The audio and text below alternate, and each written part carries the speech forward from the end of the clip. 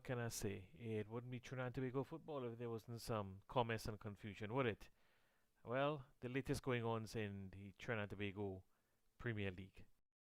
So, what's happening in Trinidad and Tobago football? Well, on Friday, the 11th of March, at the Arima Municipal Stadium, there was supposed to be a game in part of a doubleheader, AC Port of Spain versus Central. Well, AC Port of Spain players didn't show up. Long story short, it's been reported in the press that they haven't been paid. For March, April 11th was the deadline for March payment. They didn't get it, so they drew a line in the sand, and said, that's it. They're not playing. I've been told through the grapevine it was supposed to be money, um, the stipend coming from the Trinidad Tobago government to AC, and they didn't get it. And because they didn't get it, they couldn't pay the players. AC has been boasting on the net of all these players they've offloaded around the world. I assume they got money, but nevertheless, they don't have the money to pay the players. I'm not judging AC Port of Spain. I do not know their financial situation. I assume they're getting their prize money. I assume up until recently they've been getting their government subventions and so on. This is nothing new in Trinidad and Tobago football. Let's just do a quick recap of Trinidad and Tobago football so you understand what's going on. So with that big light behind me, let me shift. All right, let me give you a quick summary, especially if you're old like me. Long story short, TNT. I said in another video previously, you can find it in my list, that maybe Trinidad and Tobago is not ready for professional football, and in order for professional football to survive and to be maintained in Trinidad and Tobago, what we need is a sugar daddy, which is basically what it is: a business person, man or woman, who has the pockets to handle a financial team and the costs that come with it. Now, if you look at the 70s right up to 2000, we had ASL, Aviation Services Limited, a wonderfully run professional team. They brought down some of the best clubs in the world, sold out the National Stadium, and Arthur Sweet made a lot of money.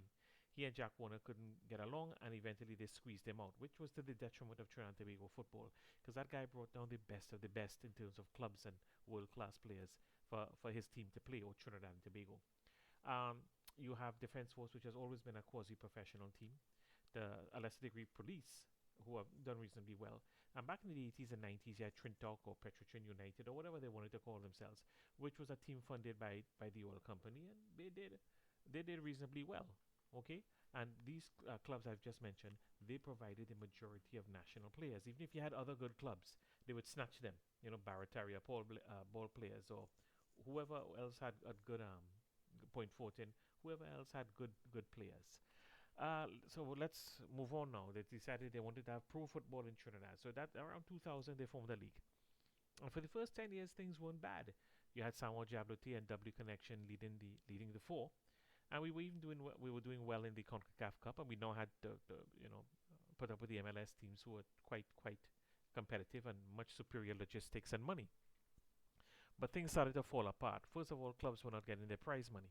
They were sometimes not even getting the gate, and you cannot do that to a Trinidad and Tobago club in this kind of economic climate. It's disastrous. Although they weren't paying, and why weren't they paying the clubs the prize money? Because the sponsors just didn't fulfill their obligations. I would like to think these clubs got their money in a belated manner, but you can imagine how that affects a club. This happened twice to Northeast Stars, I believe in 2004 and 2009, when they won the FA Cup and when they won the league. I think they won the league in '09. You can correct me if I'm wrong.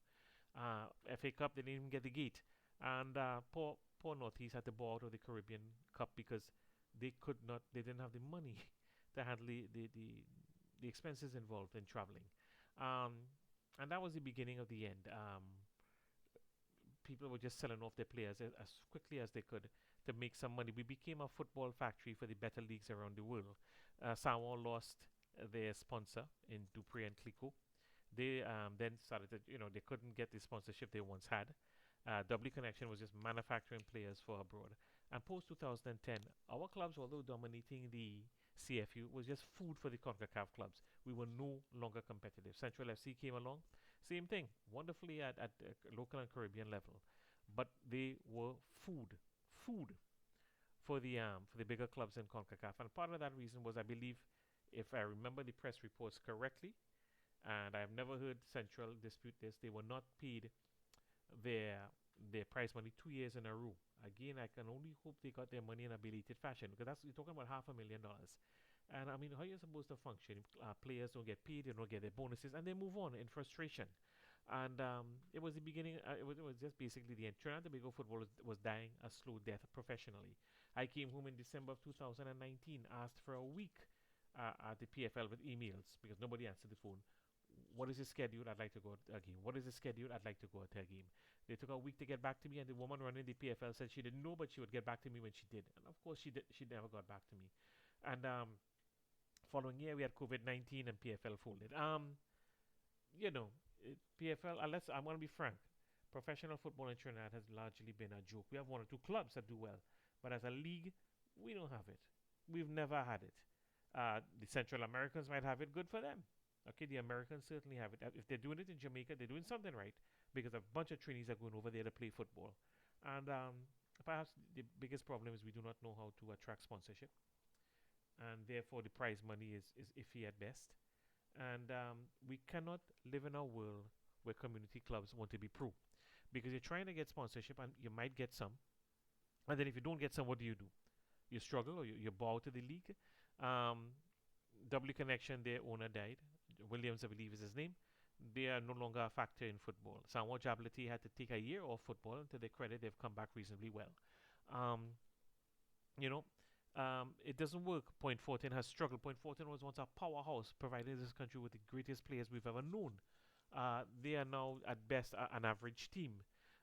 Teams like ECM, Motown, Takariga, Bartaria, Paul players, St. Francois Nationals, they're not a factor anymore in Trinidad and Tobago football. And when these community clubs try, try to be pro, they usually fall short. The exception has been Samoa, probably because they had Clico for so long.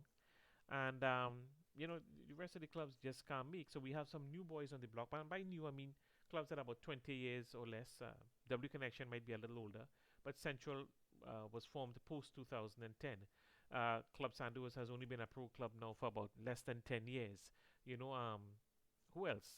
Central FC, Club Sandu, well, Samo Jablu T, and Defense Forces, of course, is an old firm club by our standards. But the long time clubs are no longer a factor because community clubs just can't handle it. Malvern, Maple, no longer a factor. Casuals, they've disappeared. ASL, they're defunct. Trintok, they're defunct. Barataria ball players, they're probably playing somewhere, but like Malvern and Maple, they're not a major factor anymore. As long as we have community clubs trying to be professional, we're going to have the obvious problems that have been happening for the last 25 years. It's like me trying to be heavyweight boxing champion of the world, or me trying to be a world class runner. I could train as hard as I want. I can only get so much done. Um, do what you can and can what you do. So I think we just need to go back to the 80s and 90s, have some good semi-pro clubs, have one or two professional clubs because their owners can handle it. Mr. Ferguson, perhaps with Rangers, and whoever else comes around. Defense Force has always been a quasi-pro club, and they seem to be doing a pretty decent job. Give them credit. They're keeping the Trinidad and Tobago flag going high. When there was a pro league, a proper pro league, and they were bringing in foreigners, Defense Force couldn't do that, and they were doing their best. Now Defense Force is the one maintaining the standard, despite foreigners coming in with this particular league. So let's just have a semi-pro league. Have a good semi-pro league. I said this in a previous video. Let one or two pro clubs exist. Maybe the better players will be with them, but at least we'll have a consistent league, and who can make money will make money. And who can get out and make money abroad, be it Jamaica, Costa Rica, Europe, wherever it is, let them go there and make their money. But we can't, it has this welfare league, joke league, whatever you want to call it. Let's stop being polite and saying it's a professional league. We don't have professional football in Trinidad and Tobago. We have a wannabe professional league, and we drop short every time. And at some point, and I don't think they had the ego or common sense for it, but the TTFA and the PFL need to take a step back and say, look, we have deficiencies, we have challenges, and maybe we need to work with the government. You see this thing of being autonomous, yeah, that autonomous, because you always want government money. And I would employ, if they could have this humility to work with the TNT government and allow the Ministry of Sport to provide the prize money for X amount of years while the PFL gets on its feet.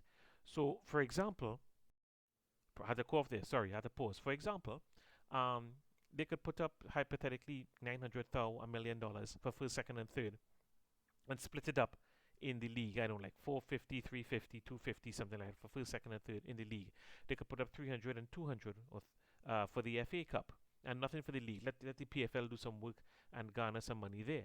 And it could be understood that the league money would only be for about 5 years. The FA money would only be for about 3 years. And at that point, at any point, private enterprise could step in and provide sponsorship and take over from the government, because there's nothing wrong with that. Okay? And after the, say for example, the 5 years of league, they could stop and reassess. And do they want to give any more prize money? That is the Trinidad and Tobago government. And does the MOS still want to help out with the FA Cup after 3 years? And the idea is to slowly withdraw their assistance, having given this league sufficient time to get on their feet and raise proper money. Football is the number one product entity in Trinidad and Tobago. There's nothing that brings our people together like football, regardless of race, regardless of politics, regardless of age. And in everywhere in the world, if you do it right, you can make money. And if the powers that be aren't doing it right, maybe you need to let others do it. Try to work with the Trinidad and Tobago government. We all understand the importance of football. And I think we have a government that does. They've just offered a certain amount of millions of dollars for the TT team for the World Cup challenge for the next 2 years. We have NCG that has just offered a lot of money. I believe it was $3 million over the next 2 years, again for the World Cup campaign. So I believe we have a government that truly understands the importance of football. Why? If you don't like football, why? One, about 100,000 people plus are involved in this sport. It takes them off the street. It lowers the crime rate. It makes them healthier. It provides scholarships. Lord knows how many people have had scholarships in the last 25 years. Probably over 100. It provides employment, not just at home but abroad. And a lot of these people making their money come back and reinvest it in home. When they're making 100,000, half a mil, even $1 million US plus, you think they're not coming back home and spending some of that money? Just as our cricketers have spent their money in Trinidad and Tobago, so do our footballers. So it behooves the country. It markets us. It brands us. Nobody knew much about Trinidad 25 years ago if you traveled. They thought it was two countries, Trinidad and Tobago. But post 2000 with the Olympics and with the World Cup of football, a lot of those countries now know Trinidad and Tobago. Some of them are following TNT football to this day because they were so impressed with our World Cup campaign in '06. So but at the end of the day, we are not ready for pro football. We can't do pro football. But let's try to do what we can do. Let's try to have a good semi-pro league, have 1 or 2 pro clubs, and let's build on that. There are a number of ways to have a pro club. But community clubs trying to get sponsorship does not work. AC Port of Spain might have an owner. Maybe they're not a community club. But as we can see, it's not just about AC Port of Spain. It's been about 25 years of anticlimactic efforts. We are not ready for pro football. Let's try to do some semi-pro with some pro clubs. Let's work with the government. And I wish AC Port of Spain the best. I wish every club in Trinidad and Tobago the best. It is not easy having a pro club. You have to have a tabanca for football, and you have to be a bit stupid. Because only dotish people with a tabanca will not get prize money, get treated badly by a PFL, and keep coming back for more, coming back for more. Let's wish TNT football the best. Thank you for listening. This is Hail Carib-Sport. I'm Faris Bolai. Like, subscribe, share with your friends, and thank you for listening.